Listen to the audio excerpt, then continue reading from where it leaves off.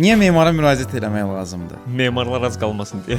Düzgün planlama və hesabat üçün. Radiatorlar harda olmalıdır? Pəncərələrin altında. Evin istiqaməti hansı tərəfə baxmalıdır? Cənub, cənub-şərq. Ən rahat mərtəbə hündürlüyü. 283 metr. Sanitar qovşaqlar niyə bir-birinə yaxın olmalıdır? Alt üst mərtəbələr bir xətt üzərində olmalıdır ki, artıq xərcdən uzaqdıraq. Otaq qapılarının ölçüsü və hansı istiqamətdə açılmalıdır? Yaşayış otaqları götürsək, 90 sm olaraq götürürük. İçəri açılır. Sanitar qovşaqları 80 sm olaraq çölə açılır. Daha ətraflı isə səhifəmdə post olaraq paylaşmışam.